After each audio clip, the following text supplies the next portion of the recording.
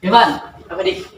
Kamu pernah dengar nggak cerita Fatimah Zahra, salah satu putri Nabi Muhammad SAW? Oh nggak tahu. Ayo kita lihat videonya. Ayo. Assalamualaikum warahmatullahi wabarakatuh. Alhamdulillah, alhamdulillah, alhamdulillah. Salatu wassalamu ala asrofil anbiya'i wal mursalin Sayyidina Muhammadin wa ala alihi washabihi ajma'in. Anak-anakku yang dirahmati Allah, bagaimanakah puasa hari ini? Semoga kita hari ini puasanya lancar dan kita selalu diberi kesehatan oleh Allah Subhanahu wa Ta'ala. Amin. Hari ini ngabuburit kita akan membahas tentang kisah salah satu wanita mulia, salah satu dari 4 wanita terbaik di alam semesta ini.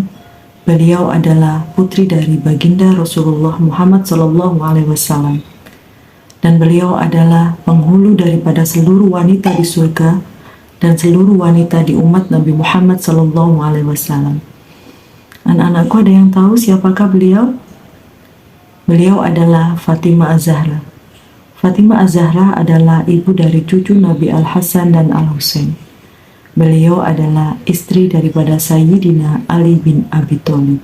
Anak-anakku yang dirahmati Allah, Fatimah Az-Zahra lahir sebelum Nabi diutus, diperkirakan 5 tahun sebelum Rasulullah diutus.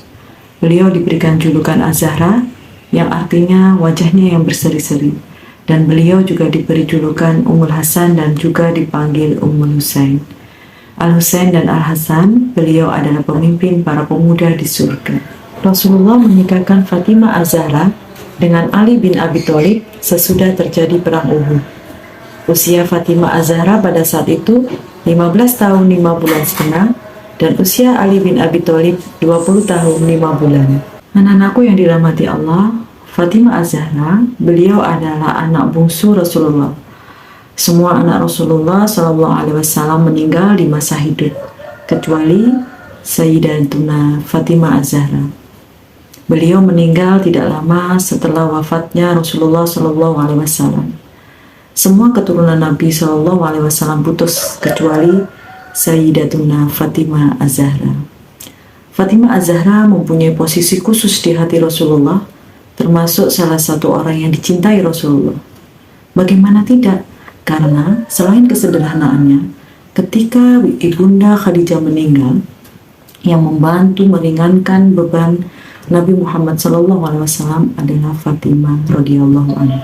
Anak-anakku yang dirahmati Allah, ada beberapa tauladan yang bisa kita contoh dari Fatimah Az-Zahra radhiyallahu anha. Yang pertama, lembut dan santun. Dalam suatu masa, Aisyah bahkan pernah mengatakan, "Tidak pernah aku melihat seseorang yang lebih mirip cara bicaranya seperti Rasulullah, seperti Fatimah."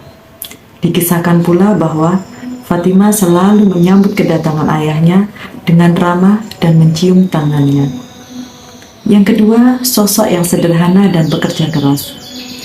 Meskipun berasal dari keluarga terpandang, Fatimah Az-Zahra tidak serta-merta menjadi sosok yang hidup mewah dan bergelimang harta. Masalah finansial pun pernah dirasakan dalam rumah tangganya. Akan tetapi, Fatimah tetap memupuk rasa syukur dan bekerja keras untuk membantu sang suami memenuhi kebutuhan sehari-hari. Yang ketiga, pribadi yang kuat dan teguh. Pengalaman hidup yang pahit membuat Fatimah tumbuh sebagai sosok perempuan yang bijaksana, sabar dan kuat. Yang keempat, tetap bersabar saat ditimpa cobaan. Sejak kecil, Fatimah telah menghadapi serentetan peristiwa menyedihkan. Dari mulai kehilangan anggota keluarga, ditinggal pergi orang-orang terdekat, hingga melihat bagaimana masyarakat memperlakukan ayahnya. Akan tetapi, Fatimah tetap sabar, ia juga bersikap rendah hati dalam menjalani kehidupan. Semoga kita semua anak-anakku bisa meneladani jalannya Fatimah Az-Zahra. Amin, amin, ya robbal alamin. Mungkin hanya ini yang bisa Ibu sampaikan anak-anak. Mudah-mudahan bermanfaat, dan kurang lebihnya Ibu mohon maaf. Wabillahi taufiq wal hidayah. Wassalamualaikum warahmatullahi wabarakatuh.